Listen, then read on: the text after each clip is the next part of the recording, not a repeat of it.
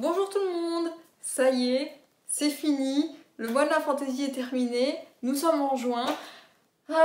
C'était un très bon mois, vraiment un très bon mois, je suis très contente. De toute manière, comme vous avez pu le voir la semaine dernière dans mon vlog lecture mois de la fantaisie, tout ça, c'était pas mal. Franchement, je suis assez contente de mes lectures.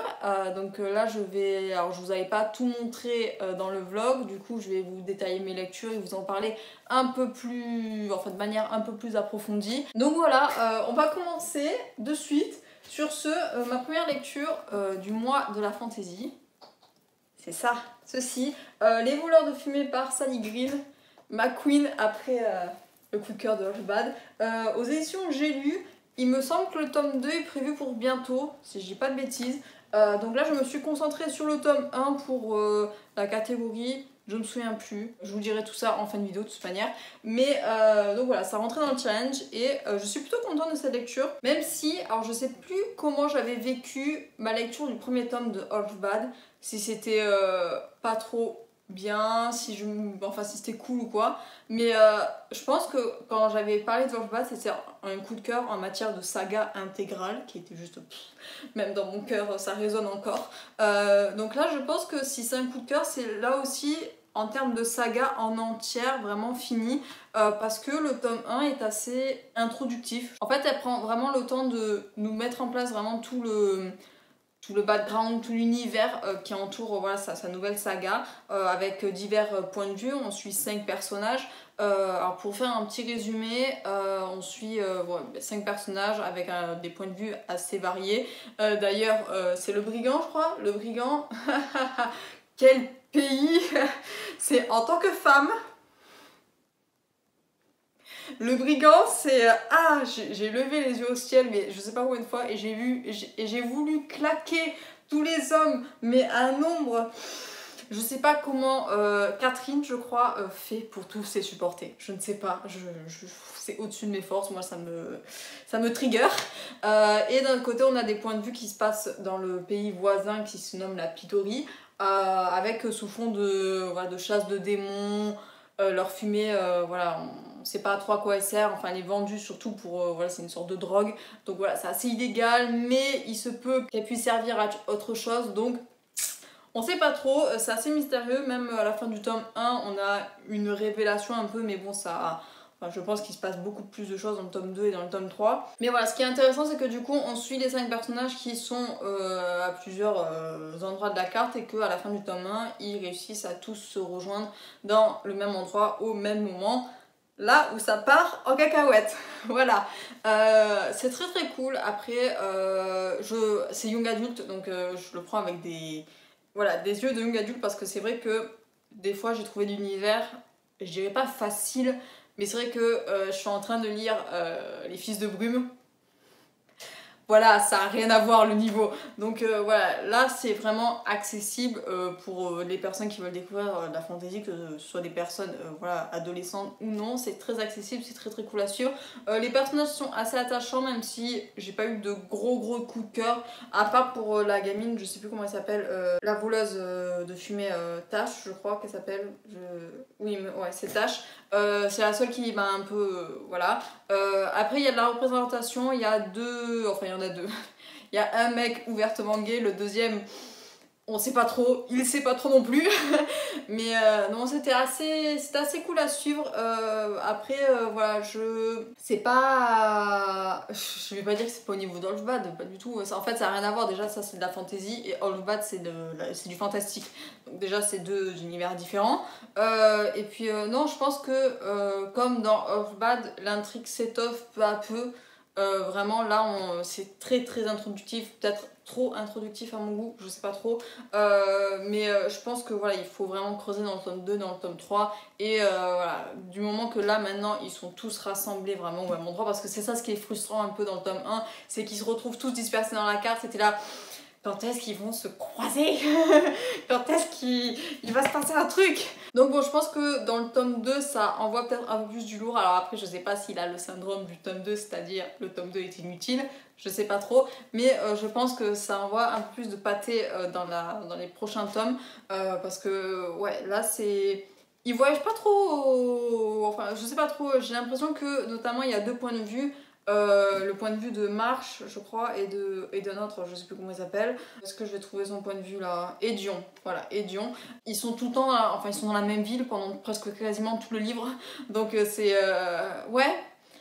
Ça voyage pas trop, mais après c'est pas un reproche, c'est juste une constatation. C'est vrai que voilà, je pense que dans le tome 2 il se passe voilà, plus de choses. Alors je sais pas du tout, ouais, j'en parle mais je l'ai pas lu. C'est une supposition tout simplement parce que je pense que c'est le même effet que ça me fait de Horse-Bad, c'est que Horse-Bad, même je l'avais trouvé déconcertant parce que il y avait des chapitres à la deuxième personne du singulier, ce qui était oufissime. Et donc je pense que ça va crescendo. Je l'espère en tout cas, vraiment très très fort. Après oui, là je regrette que ce soit pas... comment dire, dans Horse-Bad c'est écrit à la première personne du singulier, là c'est à la troisième personne. Je trouve ça un peu dommage, vraiment. Alors, c'est pas que j'ai une préférence pour la première personne, non, pas du tout. Mais c'est que, je sais pas, je m'étais habituée à ça. Et donc, je suis un peu... Et surtout qu'en plus, on a 5 points de vue. Donc, est-ce qu'elle a fait ça pour pas qu'on se perde ou quoi, je sais pas trop. Parce que c'est vrai qu'on a les noms des personnages vraiment en tout début de chapitre. Donc, on sait de quoi ça parle. Mais ouais, je suis un peu déçue. Je pense que ouais, j'aurais aimé que ce soit la première personne pour vraiment... m'attacher au personnage vraiment parce que des fois j'ai eu l'impression d'être très extérieure un peu, notamment vis-à-vis de Catherine où je pense que c'est un personnage qui peut me plaire vraiment, mais c'est vrai que je sais pas trop, quand elle est dans son pays là, le brigand où tous les mecs sont des fascistes, enfin des fascistes, non le mot est un peu trop fort pardon, mais c'est machiste. C'est ça ce que je voulais dire, c'est la consonance c'est un peu bizarre. Voilà, c'est les femmes c'est moins que rien, c'est voilà, ça reste à la maison et puis même pas, ça reste enfermé dans une pièce, ça bouge plus. Ça n'a pas le droit de réfléchir, enfin voilà, moi ça m'a vraiment énervé ces passages et c'est vrai que sur Catherine, ça passe comme de l'eau sous une vitre. C'est imperméable, donc alors que je pense que ça la blesse beaucoup, ça c'est un peu dit quand même, hein, mais je pense que voilà, c'est ce qui me manque, c'est que j'ai pas été autant, voilà, comme j'ai pu l'être avec Nathan et Gabriel. Là, il me manque un petit truc. Il me manque voilà, un truc qui fait que ouais, c'est hyper bien. C'est vraiment pas mal. À voir maintenant la suite, comment ça se passe. Je suis assez curieuse, vraiment, je me procurais le tome 2 pour connaître la suite et le point final. Et voilà, le premier tome est très très bon, à mon sens. Il aurait pu être meilleur encore. C'est une belle introduction, peut-être un peu trop, mais voilà, je vous le recommande et à très bientôt pour le tome 2. Ensuite, j'ai commencé de lecture en parallèle, vous avez vu dans le log, j'avais commencé La Guerre du Pavot pour la lecture commune, je vous en reparlerai après, et Les Salauds Gentilshommes. Mais avant de finir Les Salauds Gentilshommes, je voulais faire une parenthèse. C'est l'écart du mois de la fantaisie. Il faut absolument qu'il y ait un écart à chaque fois. Dans n'importe quel challenge que je fais, il faut qu'il y ait une lecture imprévue. Et ben là, c'est un manga, je vous l'ai vendu, je continue à vous le vendre sur Instagram, j'en peux plus. Jujutsu Kaisen, voilà, c'est pour la petite anecdote, j'ai regardé l'animé en un week-end et après en un jour j'ai rattrapé le manga et tout mon retard et là je suis, voilà, les chapitres, il en sort un par semaine, je me régale. Voilà, la meuf, pas du tout accro, je suis folle, hein, c'est pas grave. Quand il y a quelque chose qui me tient vraiment aux tripes, voilà, c'est ce qu'il me fallait je crois après l'attaque des titans. C'était un manga voilà, dans lequel je sois à fond pour remplacer ce vide un peu et j'ai retrouvé dans Jujutsu Kaisen et je suis très contente. Donc de quoi ça parle, de quoi ça s'agit, parce que voilà, ça a été très très connu de par l'adaptation animée, parce que voilà, c'était le studio MAPPA, en même temps il y avait SNK. C'était un peu la guéguerre. Donc bref, je vais pas venir là-dessus, mais du coup ça parle de Yuichi qui se retrouve avec une relique qui est en doigt, voilà, un doigt qui vient d'un démon très très puissant. Et il va rencontrer sur sa route Megumi qui va voilà, vouloir se prendre la relique parce que voilà, il est un exorciste et que c'est son job, sauf que voilà, ils vont être attaqués par des démons et voilà, un peu malencontreusement Yuichi va ingérer le doigt. bonne ambiance, bonne idée.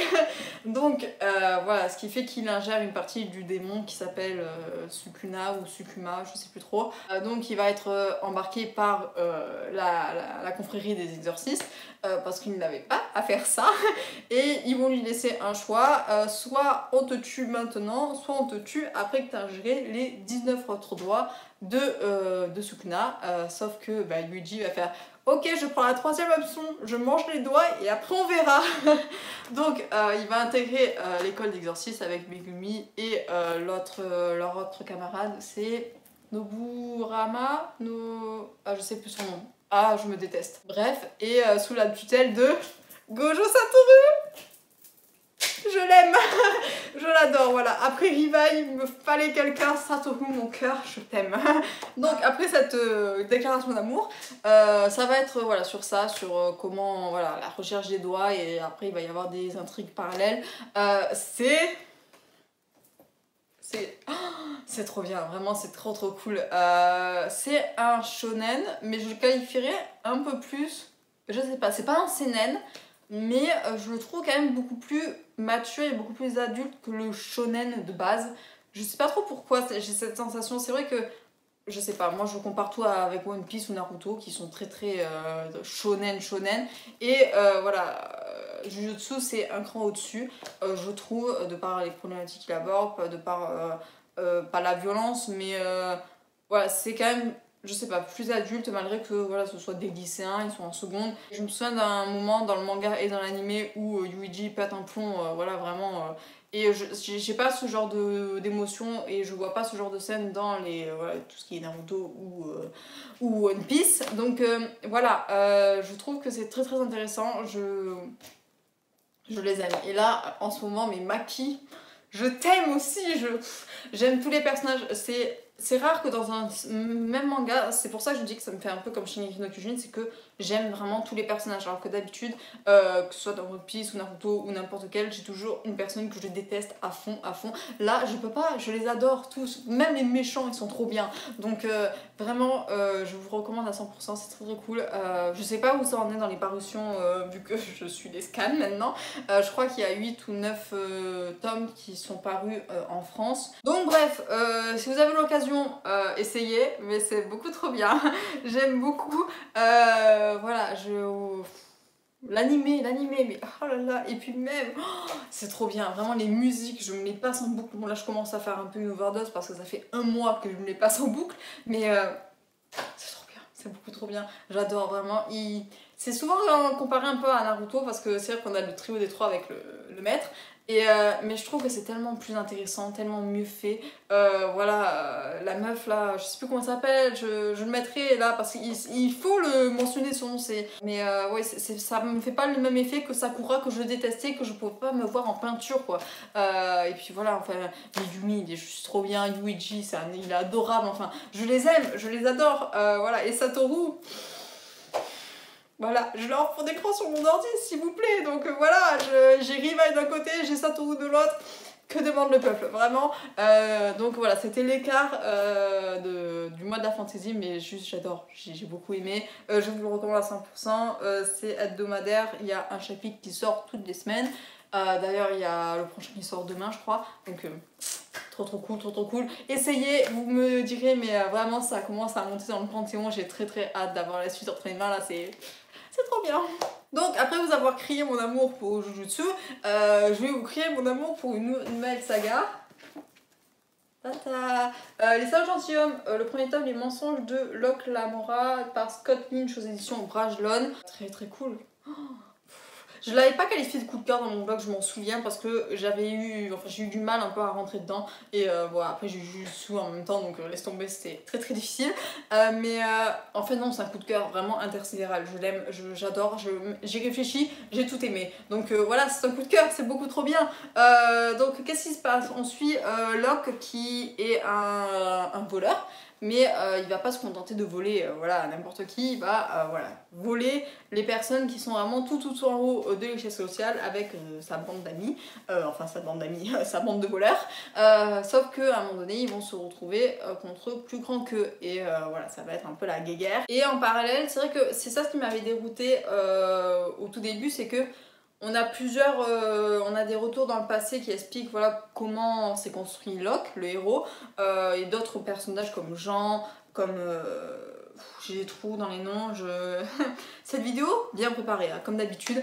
Mais voilà, on a des points de vue qui se passent dans le passé où on explique un peu plus voilà, comment se sont construits les personnages. Et c'est ça qui m'avait dérouté un petit peu. C'est que dans la première partie, on a celui qui élève Locke qui va le vendre à quelqu'un d'autre et qui lui explique des choses, ça fait des bonds un peu en arrière, dans le futur. C'est un peu complication, un peu des fois, mais c'est tellement bien après, c'est tellement énorme.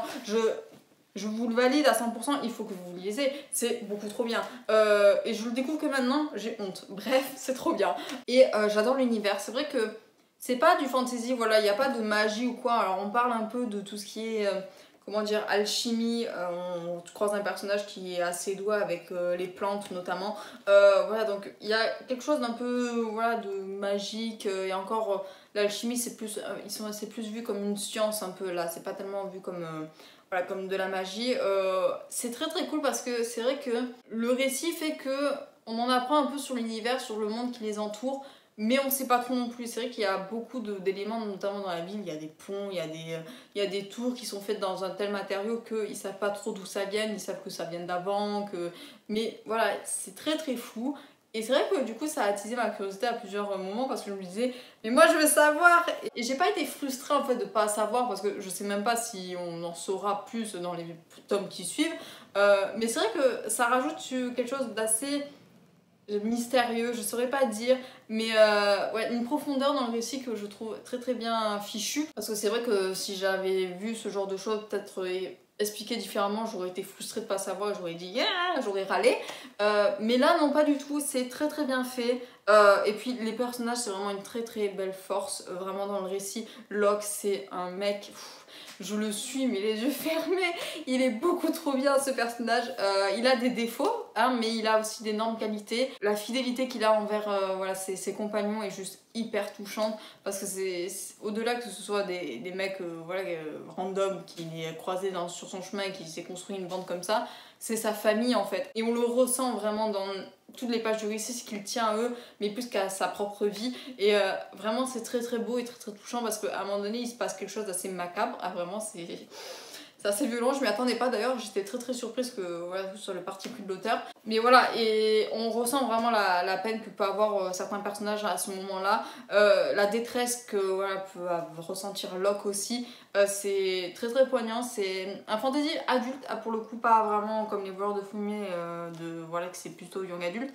Là vraiment ça rentre un peu plus dans le pâté, dans le détail. Vraiment ça annonce beaucoup de choses, surtout à la fin du livre où voilà, ils s'en vont vers d'autres contrées et j'ai très très hâte vraiment de savoir où ils vont tomber et qu'est-ce qu'ils vont faire parce que voilà, c'est une bande de voleurs, donc qu'est-ce qu'ils vont faire, quel est leur futur projet. J'ai très très hâte vraiment.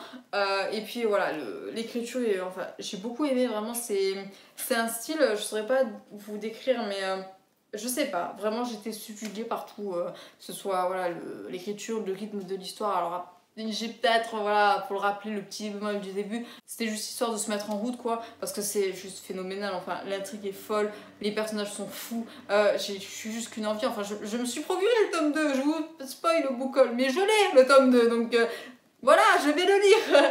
Mais bref, tous les personnages m'ont juste...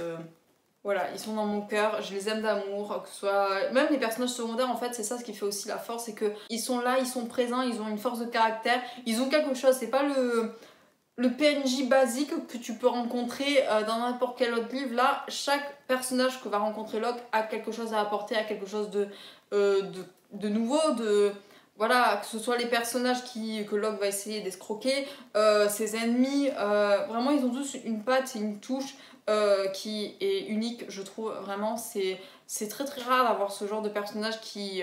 voilà, je me souviens pas des noms, c'est con, donc c'est un peu contraire avec ce que je dis du coup, mais vraiment je me souviens vraiment de chacun d'eux et c'est très très cool. Alors certes les prénoms, voilà, il faut faire de la place des fois, mais c'est très très cool, vraiment je vous le recommande. J'aime beaucoup. J'aime beaucoup, j'aime beaucoup. Je saurais pas comment vous le vendre encore une fois, mais ça annonce du très très lourd pour la suite. J'ai très très hâte vraiment de me plonger dans le tome 2 parce que je sens que ça va être très très aux petits oignons, vraiment. Ensuite, qu'est-ce que j'ai lu, je l'ai là. Je me suis plongée dans Le Prince Cruel de Holly Black aux éditions Rajo, il me semble, de mémoire. Le tome 1. Alors, comment vous dire, je vais réexprimer un peu ce que j'ai dit dans le vlog. C'était cool. Ça m'a agréablement surprise, mais je pense que c'était parce que j'étais dans ma période où je voulais lire de la romance. Mais j'ai été frustrée parce que c'est un ennemi tout le verse. Voilà, on suit June. J'ai failli oublier le nom de l'héroïne, n'importe quoi. Donc June va se retrouver propulsée du jour au lendemain dans le monde des faées, parce que sa sœur aînée est une bâtarde, voilà, elle est née d'une union entre une humaine et un faé, et elle, voilà, c'est leur demi-sœur, elles ont que la mère en commun, donc elle et sa jumelle sont juste des humaines, mais bon, vu que voilà, le faé est très très fier, après avoir tué la mère et le père, voilà, il s'est dit, oh, je vais les recueillir. Ah, par acquis de conscience, quand même. Donc voilà, ensuite, June, quand elle a 16-17 ans, je me souviens plus trop, quand elle essaie de se faire une place dans le monde des faées. Et c'est assez cool à suivre, même si c'est assez... Je dirais pas gamin, mais c'est vrai que... Parce que, voilà, l'ennemi to lovers, c'est avec June et Cardan, qui est un prince du monde faé, mais qui est très très en bas dans l'échelle de l'ascension au trône. Mais voilà, c'est...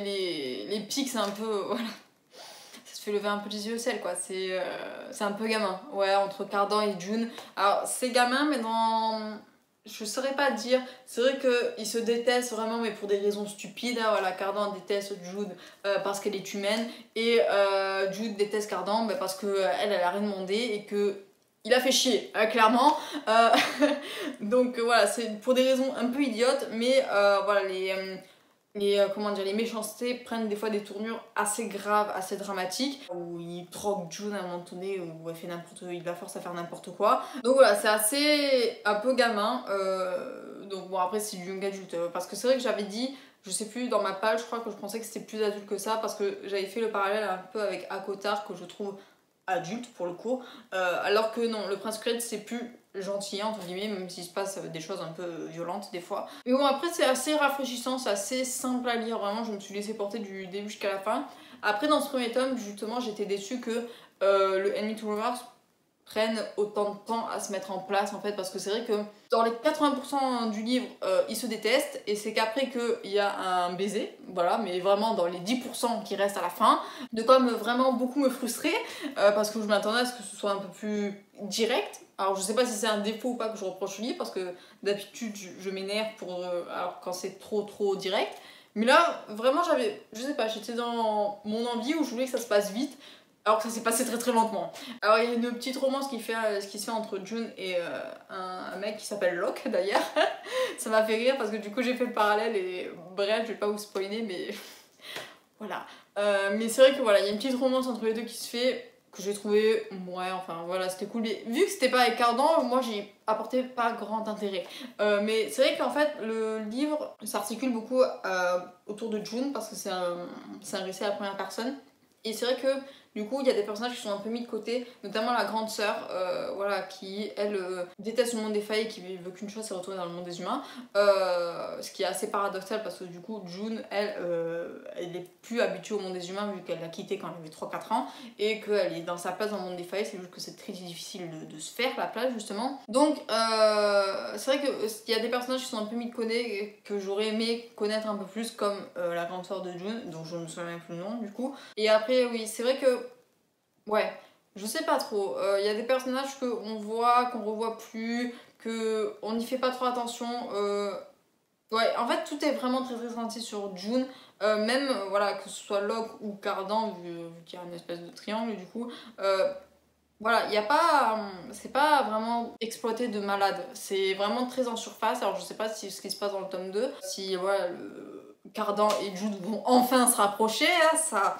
Je l'ignore, mais ouais, c'est... en fait, dans le premier tome, on explore vraiment les sentiments de June, vis-à-vis du monde qui l'entoure. Voilà, elle explique grandement ce qu'elle ressent vis-à-vis de certains personnages, notamment son beau-père, et aussi par rapport à sa sœur jumelle qui ont des visions très très différentes du monde des faillés, de la manière de se faire une place. Voilà, Jude au début elle veut être juste chevalier, voilà, alors que sa sœur, dont je ne me souviens plus le nom non plus, elle cherche juste à tomber amoureuse, à se marier, et puis voilà, à essayer de vivre une vie paisible quelque part.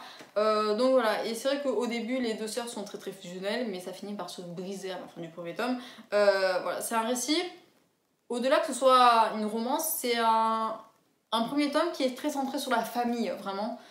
Jude est très très attaché à ses valeurs familiales, voilà, que ce soit avec ses sœurs, avec son beau-père, même si voilà, ils ont une relation assez compliquée vu que il a tué sa mère et son père. Voilà, et puis avec aussi son demi-frère, c'est la femme de son beau-père. Voilà, c'est très centré sur ça, j'ai l'impression, ce récit, qu'on oublie un peu la romance qui se passe voilà, à côté. Et vu la fin du premier tome, je pense que du coup ça va être un peu l'inverse, vu qu'elle a fait des choses, je ne vous spoilerai pas, mais un peu, voilà, qui fait que la balance va se retrouver de l'autre côté. Mais non, c'était assez intéressant, notamment le point de vue politique. C'est vrai que vu que c'est pas une fantaisie de haute volée, c'est pas un livre dans lequel où je me suis dit il faut que je sois à fond dans l'intrigue, il faut que je suive tout. Je me suis laissée plutôt bercer et c'était pas mal vraiment. L'intrigue politique qu'il y a derrière est plutôt correcte, vraiment. Je l'ai plutôt bien aimé. Voilà, j'ai suivi un peu voilà, l'aventure de Jude voilà, au sein de ses espionnages, voilà, de ses entraînements, de tout ci, tout ça. Non, franchement, c'est plutôt pas mal, je trouve. Surtout que, voilà, elle commence à mettre en place des choses au tout début de livre qui lui servent après à la fin du premier tome. Donc ça peut être pas mal. J'ai hâte de voir le deuxième tome, parce que c'est vrai que elle a fait des choix qui m'intriguent. Donc voilà, je me pencherai sur le deuxième tome, très certainement, et après sur le tome 3 quand il sera sorti. Mais c'était plutôt pas mal. Vraiment, je m'attendais à tellement moins. Vraiment, ça a été une très très agréable surprise. À voir maintenant comment ça va voilà, se jouer dans l'intrigue, voilà, dans le bourbier qu'elle s'est foutu. Voilà, je sais pas trop comment ça va se passer. Mais voilà, je le prends comme le premier tome. Je le prends pas avec de très très grosses espérances. Mais je suis curieuse. Ensuite, qu'est-ce que j'ai fini? J'ai fini la lecture commune, La guerre du pavot, le premier tome, aux éditions Actes Sud. Et l'écrivain, c'est Fang Kwang. Oh là là, je sais plus. Attendez, je m'analyse là, parce qu'il faut quand même que je dise le nom de l'auteur au moins une fois dans cette vidéo. Kwang. Donc, La guerre du pavot, La guerre du pavot, La guerre du pavot. Trigger warning. Je le dis direct parce que c'est vrai que ouais, j'en ai parlé dans le vlog et je pense que je vais faire une vidéo sur le trigger warning, je sais pas trop. Mais oui, violence, déjà de base ça parle de drogue, donc c'est pas... voilà, c'est pour un public averti de base. Et après, à partir du moment où la guerre commence, c'est assez crescendo la violence, que ce soit... violence physique, morale, psychologique, suicide, viol, drogue. Bref, on est loti vraiment dans ce bouquin, c'est très adulte, vraiment. Et c'est pas quelque chose que j'aurais cru d'un premier abord, parce que c'est vrai que la première partie fait assez... Enfin, la première moitié du livre fait, je dirais pas young adulte, mais voilà, on n'est pas dans le récit qui se veut très violent, très gore, quelque part, parce que c'est vrai qu'il y a des descriptions notamment voilà, que j'ai trouvé assez violente vraiment, et je sais pas trop. C'est vrai qu'on en discutait du coup sur le groupe Insta de la lecture commune, est-ce que c'était justifié de décrire autant de violence alors que dans la première partie il n'y en avait pas tellement, je sais pas trop. Alors je dirais que pour certains moments oui, notamment quand il y a un personnage qui témoigne de ce qu'elle a vécu, donc là j'estime que c'est normal qu'elle soit violente. Mais les descriptions en elles-mêmes, je suis pas trop sûre, je sais pas trop. En fait, j'ai réfléchi encore à ce bouquin, à comment je l'ai vécu, à comment je l'ai lu, parce que je sais pas encore si je vais continuer. J'aimerais bien, parce qu'il y a des personnages secondaires qui m'ont interpellée, comme Kitai, comme Neza, comme le voyant, je sais plus comment il s'appelle. Mais voilà, il y a les personnages secondaires qui m'ont touchée, mais après, le personnage principal de Rin,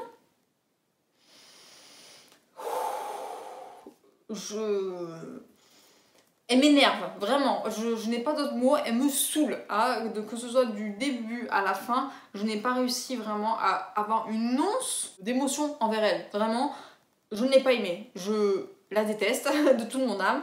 Elle est nulle, vraiment c'est pourtant quand je repense à d'autres personnages que j'ai pu voir du même âge, que ce soit June, que ce soit Vin là actuellement que je suis en train de lire, qui ont 16-17 ans, Rin c'est une gamine à côté, vraiment. Je peux pas me la voir en peinture. Elle est paumée, elle fait un choix, après 2 chapitres, elle va le regretter, elle regrette tout en fait, parce qu'elle fait tout le temps les mauvais choix, et elle m'énerve parce qu'elle se réfléchit pas, elle se laisse guider toute seule, elle n'utilise pas son cerveau, on lui dit de faire ça, elle va faire ok ça. Alors est-ce que c'est ce qu'elle essaie de dénoncer un peu l'auteur, c'est que pendant la guerre, voilà, les hiérarchies, c'est voilà, tu fais ça et tu fais ça et tu poses pas de questions. Peut-être, parce que c'est vrai que c'est quelque chose qui revient assez souvent parce qu'elle essaie de faire d'autres choses, mais son général va lui dire non, tu arrêtes, tu fais ça et puis c'est tout. Est-ce qu'elle n'est pas influencée parce que justement on lui demande de mettre son cerveau à côté? Je ne sais pas, mais ça m'énerve ce genre de personnage qui se laisse couler et qui, je sais pas, elle est foncièrement égoïste en fait. Et c'est des personnages que je ne supporte pas, même à la fin où elle fait quelque chose de tragique, vraiment, de très violent, de très sanguinaire, de très... je sais pas comment le qualifier, et qu'il y a des personnages qui vont essayer de lui dire que c'est pas ouf ce que t'as fait, on aurait pu trouver une autre solution, c'est pas... Elle va rester campée sur ses positions. Alors certes, elle a une âme, enfin elle est humaine, donc elle va un peu regretter tout ça, mais elle reste campée sur ses positions et au lieu de d'affronter ce qu'elle a fait, eh ben elle va... J'ai pas envie de spoiler la fin du premier tome, mais voilà, moi elle fait des décisions qui m'insupportent très très fort, je ne l'aime pas. Donc c'est le gros doute que j'ai pour cette saga, est-ce que je la poursuis ou pas, parce que Rin m'énerve très très fort. Voilà, elle me trigger, comme on dit ça. C'est compliqué. Pourtant, je pense que le récit peut être pas mal parce que, je sais pas, l'auteur a fait un monde qui m'interpelle un peu. Alors après, ce qui m'a déçu un peu, c'est que naïvement, je m'attendais à retrouver une atmosphère un peu voilà, asiatique que je peux voir dans les mangas ou dans les animés. Voilà, quelque chose de... Je sais pas, de... Une atmosphère particulière, je saurais pas quoi vous dire et je l'ai pas retrouvé en lisant ce livre. Je sais pas pourquoi, je sais pas ce que je cherchais vraiment, peut-être une ode au voyage, je sais pas trop en fait. Mais ouais non, c'est... En fait, la première partie est très très bien faite parce que justement on a tout l'apprentissage de Rin dans les arts occultes, les arts mystiques. Et en fait c'est après complètement balayé parce qu'il va arriver la guerre et... quelque part c'est bien fait, voilà, c'est que la guerre ça apporte que de la violence, que des malheurs et que... Voilà, mais ouais, c'est pas ce que je souhaitais, c'est pas ce que je souhaitais mettre autant en avant.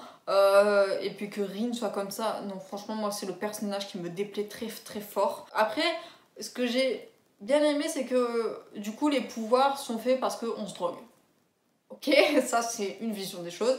Mais on a ce parallèle qui fait que qui dit grand pouvoir dit grande responsabilité et qui voilà dit grand peut-être revers. Hein. C'est-à-dire que plus on va être puissant, plus quelque part il faut... Voilà, c'est... Donc j'aime bien un peu ce parallèle que si on cherche la puissance, on va forcément se brûler les ailes parce que c'est comme ça. Si on va forcément souffrir, on va forcément voilà, faire des choses un peu horribles. J'aime bien sa petite notion qu'a le récit, mais après, il y a trop de personnages secondaires, c'est ouf. En fait, on a la première partie à l'école où il y a tel personnage, après on les balaye complètement, on les oublie. Il y a des personnages qu'on n'a plus revus après, parce que voilà, après c'est normal, mais on va se concentrer sur d'autres personnages qui, eux, m'ont pas ému une seule seconde. À part le voyant qui arrive à un moment donné, les autres, je me souviens même plus de leur nom, je me souviens même plus de leur capacité, je me souviens plus d'eux. Alors que ceux de l'école, ils étaient un peu... je sais pas, ils avaient un caractère en fait que j'aimais bien. Et voilà, le fait qu'on les ait totalement balayés pour mettre ceux-là, ça m'a un peu déçue parce que j'étais là, bah non, moi je les trouve insipides. Après, j'ai pas envie de descendre ce livre, je l'ai plutôt bien aimé en soi, mais c'était pas le genre de lecture auquel je m'attendais. Et voilà, à voir si je lis le tome 2, je sais pas encore. De toute manière, il est pas encore traduit, donc je sais pas. Je le prends avec des pincettes. En fait, je m'attendais tellement à mieux que je suis déçue forcément. Voilà. J'ai rien d'autre à dire dessus. Si vous l'avez aimé, tant mieux. Parce que je sais qu'il y a des personnes qui l'ont aimé. Que ce soit dans le groupe Insta ou même j'ai vu une personne dans les commentaires qui m'a dit qu'il avait beaucoup aimé. Et je comprends tout à fait. Mais je pense qu'en fait, ouais, déjà Rin, je la déteste. Et après, oui, je pense que je m'attendais à lire vraiment autre chose. Et c'est pour ça que je suis un peu déçue.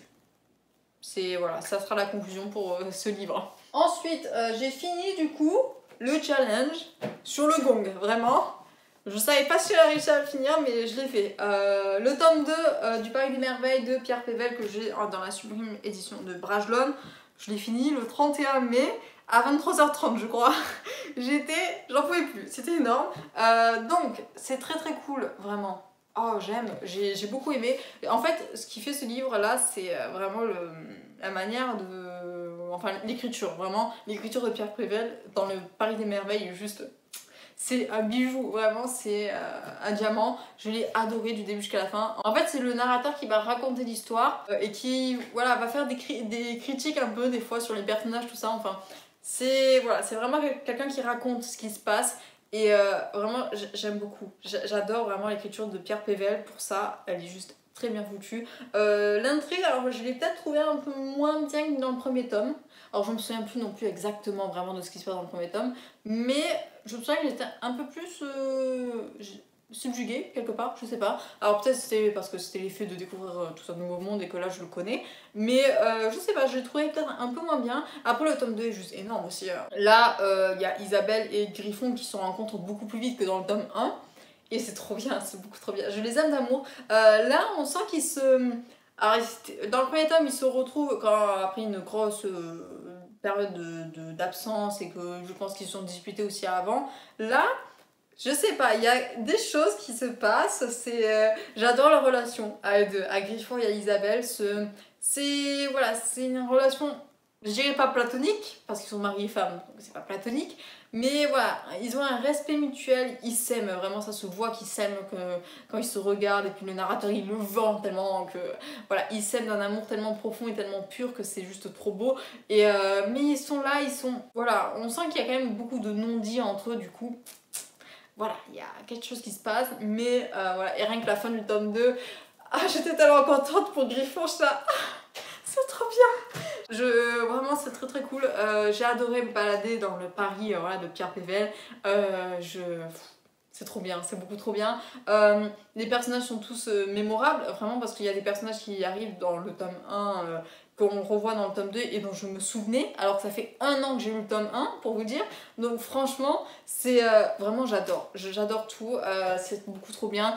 Isabelle et Griffon, c'est juste trop bien. J'ai tellement hâte, enfin je lirai le tome 3, alors je sais pas si je le lirai cette année, mais je finirai cette saga et je lirai le tome 3, c'est sûr et certain, parce que vraiment ça vend tellement du rêve. Et puis je pense que le tome 3 quand même est beaucoup plus costaud que le tome 2, mais je le lirai c'est sûr. Et puis l'édition est magnifique aussi, donc franchement c'est un réel régal de lire dans ce livre.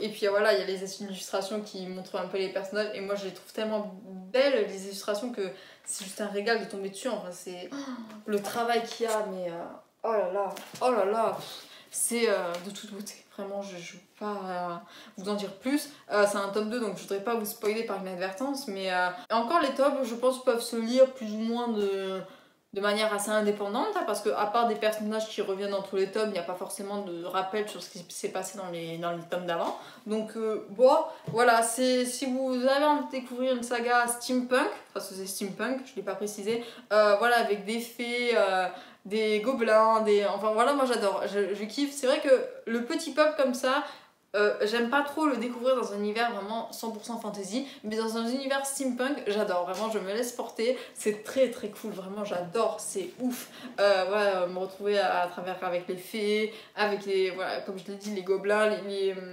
minimés, oui c'est ça, les minimés là, les minimoys, ça m'a fait penser, c'est trop bien, vraiment j'adore. Donc voilà, je vous le recommande à 100%. Cette saga, je pense que quand j'aurai fini le tome 3, je la qualifierai de coup de cœur, très certainement, parce que franchement, ça à découvrir, vraiment c'est très léger, c'est voilà, c'est à la portée de tous, c'est accessible de... Enfin voilà, si vous voulez découvrir vraiment un steampunk français, mais lancez-vous, vraiment c'est énorme, c'est tellement bien. Voilà, avec Isabelle en couverture, mais juste c'est ma déesse, elle, je l'aime d'amour. Donc voilà, je vais finir sur ça, une très très belle lecture, une très très belle note pour terminer ce mois de la fantasy. Et là je continue avec les Fils de Brume, je l'ai là, c'est de l'or. Ça aussi c'est de l'or, mais alors je vous en parlerai plutôt voilà, dans le prochain vidéo de lecture. J'arrive plus ou moins à la moitié, mais ça aussi c'est de l'or. Vraiment, mes lectures là, je kiffe, je surkiffe. Et j'espère que votre mois de la fantaisie a été aussi bien que le mien, franchement. Parce que c'est trop bien, c'est trop bien. Ça va être tout pour ce bilan de mois de la fantaisie. Alors, qu'est-ce que j'ai fait? Je vous avais fait le bilan, je crois, à la fin du vlog. Est-ce que je vous le refais maintenant? J'ai validé, je sais pas combien de catégories, je vais vous faire quand même. On va terminer cette vidéo de manière professionnelle quand même. Donc, pour le premier menu, j'ai validé qu'une catégorie avec nous avons vécu de longues aventures avec les salauds gentilshommes, le premier tome. Dans le deuxième menu, j'ai validé qu'une catégorie avec à la rencontre des autres, le deuxième tome des Paris des Merveilles. Et c'est là que je me suis énervée. Vers d'autres contrées, j'ai validé 3 catégories avec pour y trouver l'amour, le prince cruel, pour y trouver un apprenti, les voleurs de fumée, et se laisser porter, la gare du pavot. Comme je l'avais dit pour ma vidéo de la palle, je pense que ça va être une palle vraiment très estivale, que je vais l'étaler sur juin, juillet, août très probablement. Voilà, là je suis dans les Fils de Brume. Je pense que voilà, très certainement je vais bientôt me mettre dans le Sorceleur. Enfin, voilà, c'est des livres que je veux absolument lire, essayer de lire. J'ai envie de découvrir aussi Grisha, donc voilà, c'est des livres en cours dont je vous parlerai très certainement très bientôt. Donc voilà, ça pourrait être un bilan en demi-teinte quelque part parce que j'ai pas validé énormément de catégories. Mais bon, je suis contente. Voilà, je suis très contente de mes lectures parce que j'ai eu des coups de cœur, parce que voilà, j'ai découvert le Jujutsu. Mais comment j'ai fait pour vivre jusqu'à présent? Voilà, là, bon, c'est complètement hors mois de la fantasy, mais c'est pas grave. Non, mais après, voilà, j'ai eu des très bonnes. Voilà, les salauds gentilshommes, j'ai adoré. Voilà, j'ai beaucoup aimé mes lectures. Le Paris des Merveilles, beaucoup trop bien. Et puis voilà, donc sur ce, je vais vous laisser. J'espère que vous avez passé un très bon mois de la fantaisie et que vos lectures ont été très bonnes. Sur ce, je vous laisse. Je vous souhaite à tous une très belle soirée, un très beau week-end, une très belle journée, ainsi de suite. Et bien évidemment, d'excellentes lectures. Bye bye!